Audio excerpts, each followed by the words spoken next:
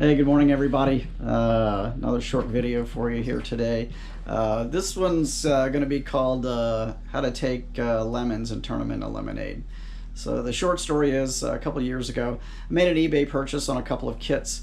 Two of the exact same kits, listed as incomplete possibly, but should be enough parts there to build one usable kit. So, and the price was right, and I bought it. And the reason I bought it was this is the kit here. It's the MPC Demon Vette.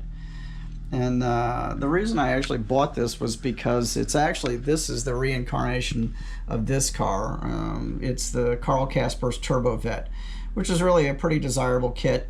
They just repopped it in different box art later on down the line, and it was done a couple of times. This was the black version. I think there was a couple other versions too, but anyway, so I bought the kit. The price was right, kits, and when it showed up, as I was pulling out all the pieces and looking at both the bodies, the one body was completely destroyed, unusable. The other body looked pretty good until upon closer inspection, I have found what they call tire meld, which is when you have this going on. I'm trying not to get too close, but you can see here big melted splotches, and that happens in a lot of these old kits when the rubber tires are laying on the exposed plastic. It's a chemical reaction over time, and it will literally melt right into it. Most commonly on windshields. For whatever reason, they used to put the tires in the same package with the windshields. They would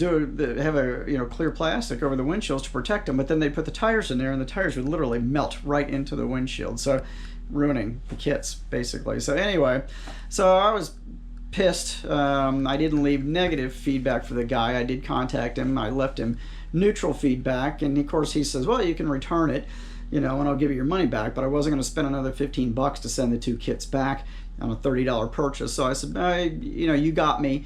And when I went back and looked at his feedback, there was a couple more incidents of that. People said, well, I should have looked at the pictures closely. And that's the thing. He had a very brief description, but he said, look at the pictures closely. What you see is what you get. And I do the same thing on my auctions. I always tell people to do that, but I'm still honest in my descriptions. And I think he was just skirting that, and kind of like, oh, well, shame on me. That was my fault for not looking closer. But his pictures, when I went back and looked, you could not see the tire melt on those on the body.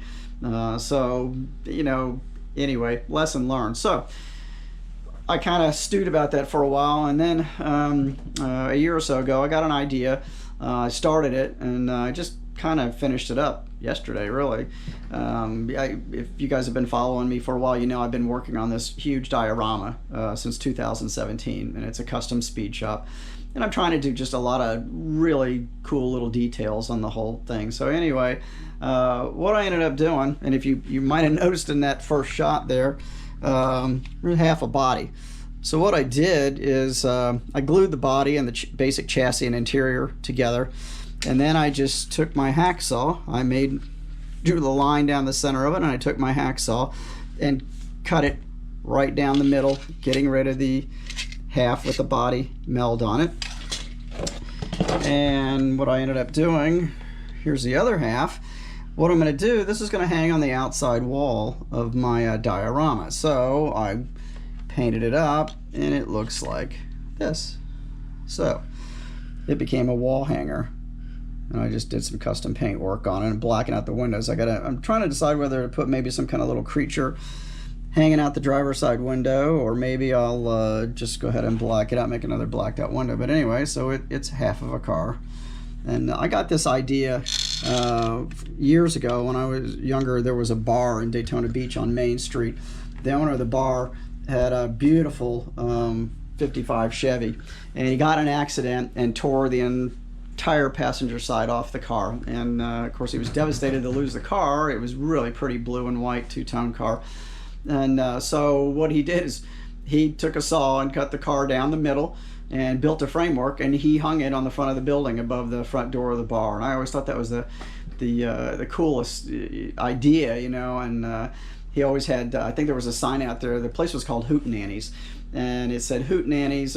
In fact, I've still got a bottle opener from the place. It's probably 40 years old, and it said where there's always a cool car hanging outside. And I thought, what a great idea that is. So that's what I did. So now I got a cool custom Corvette that's going to hang on the wall of my diorama, and at least, you know, I was glad to save it.